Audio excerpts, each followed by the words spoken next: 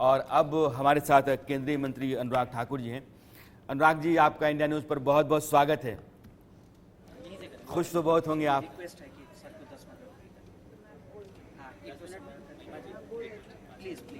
अनुराग जी, आप राणा यशवंत बोल रहा हूँ, आपको मेरी आवाज़ आई? नमस्कार यशवंत जी, कैसे हैं आप? मैं बिल्कुल ठीक हूँ। मैं कह रहा हूँ कि ये बधाइयाँ आपको बहुत मिल रही होंगी और ये ऐसा है कि तमाम अटकलें, तमाम अनुमान, तमाम एग्जिट पोल सब जो है वो धरे मुंह रह गए। आपकी पार्टी की इस जीत के पीछे बड़ा कारण आप क्या मानते हैं? ये जीत खास है, मोदी जी पर विश्वास है। जनता ने दिखा दिया कि एक ही व्यक्ति की गारंटी चलती है, मोदी की गारंटी। मोदी मैजिक चला है और मैं ये कहूँगा कि जनता ने देख लिया कि कांग्रेस ने बड़े बड़े वायदे और दावे किए थे, 5 साल में सारे धराशायी हो गए और वायदे भी विफल हो गए, फेल हो गए, मुकर गए कांग्रेस के लोग। और भ्रष्टाचार, भाई भतीजावाद, इससे मुक्ति कांग्रेस से चाहते थे जनता और वो उनको मिली है। हमने मोदी जी का चेहरा जनता के सामने रखा और जनता ने बम्पर जीत, ऐतिहासिक जीत भारतीय जनता पार्टी की करवाई। ये बड़ी रणनीतिक जीत है और पार्टी की जो स्ट्रैटेजी रही है कि प्रधानमंत्री को आगे करके मैदान में उतरें, वो कामयाबी लेकर के आई है, इसमें कोई दो राय नहीं है। मैं बारी बारी से राज्यों पर आता हूँ। राजस्थान, अशोक गहलोत की सरकार ने कई योजनाएं अपने जरिए शुरू की। एक चिरंजीवी योजना है, 25 लाख की जगह 50 लाख उन्होंने उसमें कर दिया। एलपीजी उन्होंने 500 रुपये कर दिया, बीजेपी ने 450, तो उन्होंने कहा कि हम 400 कर देंगे। बिजली और पानी मुफ्त का इंतजाम करने की कोशिश की, लेकिन पब्लिक ने उसको खारिज कर दिया। कारण क्या मानते हैं आप? मैं आपको 2-3 उदाहरण देता हूं इसके। कांग्रेस ने युवाओं से कहा था कि उनको बेरोजगारी भत्ता देंगे, नहीं दिया। कहा था रोजगार देंगे, बदले में पेपर लीक दिए और 19 पेपर लीक हुए राजस्थान में। महिला अपराध अत्याचार में नंबर 1 राजस्थान आया। इसी तरह से छत्तीसगढ़ में तो भ्रष्टाचार का अड्डा ही कांग्रेस ने बना दिया। फुल टाइम एटीएम, यानी कि एटीएम था कांग्रेस के लिए, लूटो और कांग्रेस को पालो पोसो। अब ये जनता देखती है। जनता ने क्या कहा कि आपने तो गंगा जल हाथ में लेकर कहा था कि शराब मुक्त छत्तीसगढ़ को करेंगे, आपने तो गौठान घोटाला किया, तो एक और माँ गंगा का श्राप कांग्रेस साहब, गौ माँ का श्राप कांग्रेस साहब, महादेव ऐप घोटाला, महादेव का श्राप कांग्रेस साहब, और चौथा गरीब जनता का श्राप कांग्रेस साहब। तो जब आप झूठ बोलोगे, थोड़ी देर तो चलोगे लेकिन ज़्यादा देर नहीं चल पाओगे।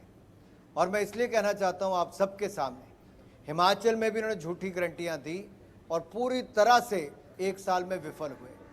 ना महिलाओं को 1500 रुपये मिला, ना 2 रुपये किलो गोबर और 100 रुपये लीटर दूध खरीदा गया, ना बागवानों को मनचाही कीमतें मिली और ना ही 300 यूनिट बिजली के मुफ्त में मिले, ना 600 करोड़ रुपये का स्टार्टअप फंड लगा, ना 1 लाख युवाओं को नौकरियां मिली। जो कहा था उसमें से कुछ नहीं किया।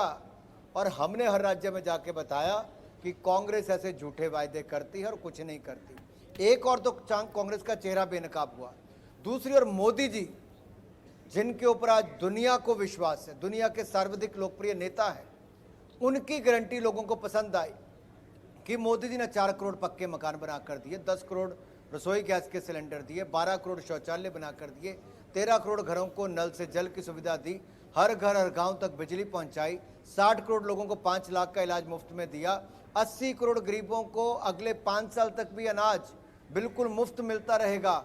ये कोई नहीं कर पाया जो मोदी जी ने करके दिखाया, गारंटी से भी ज्यादा काम करके दिखाया। अनुराग जी, अभी आपने छत्तीसगढ़ का जिक्र किया और आपने महादेव ऐप का भी जिक्र किया।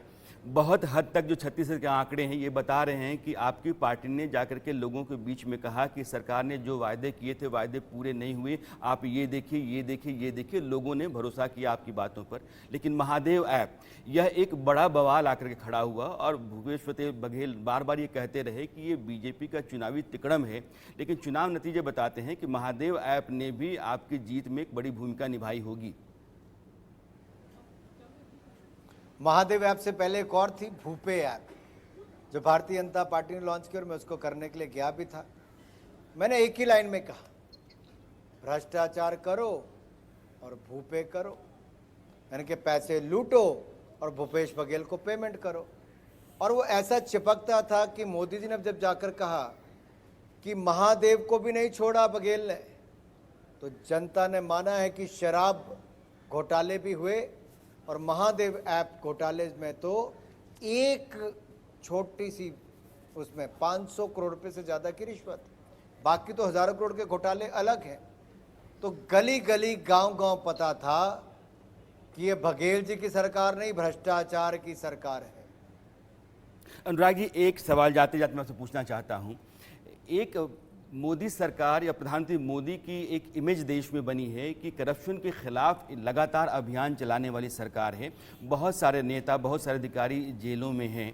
आने वाले समय में कई राज्यों में कई नेता, हो सकता है कि अब वो पूर्व मुख्यमंत्री हो जाएं, उनके खिलाफ भी जांच चल रही है। यह मामला आगे बढ़ेगा क्या? आने वाले समय में कुछ और लोगों के जेल जाने, उनके खिलाफ कार्रवाई करने का आसार दिखते हैं? देखिए, अगर आप देखें दिल्ली में स्वास्थ्य मंत्री से लेके शराब मंत्री से लेके उनके सांसद तक भ्रष्टाचार के चलते जेल में, जिनको श्रीमान अरविंद केजरीवाल जी 1.5 साल से ईमानदारी का सर्टिफिकेट दे रहे हैं, वो जेल में हैं। चाहे सत्येंद्र जैन जी हों, मनीष सिसोदिया जी हों, संजय सिंह जी हों, लेकिन अभी किंगपिन बाहर है। अब ये तो भ्रष्टाचार के खिलाफ तो जांच एजेंसियां काम करती हैं, जब उनको करना है वो करेंगी और कोर्ट्स को भी उस पर निर्णय करने होते हैं। मैं तो इतना ही कहूँगा, भ्रष्टाचार मुक्त भारत हो, ये संकल्प हमने लिया है और उसके चलते जांच एजेंसियों को स्वतंत्र है जो कार्रवाई करनी वो करें। लेकिन जनता इस बात से बहुत खुश होती है कि जनता के हक और देश का पैसा लूटने वालों के खिलाफ कड़ी कार्रवाई हो। अनुराग जी, बहुत बहुत शुक्रिया आज जुड़ने के लिए, अपनी बात रखने के लिए। आपको और आपकी पार्टी को बहुत सारी शुभकामनाएं इस जीत के लिए।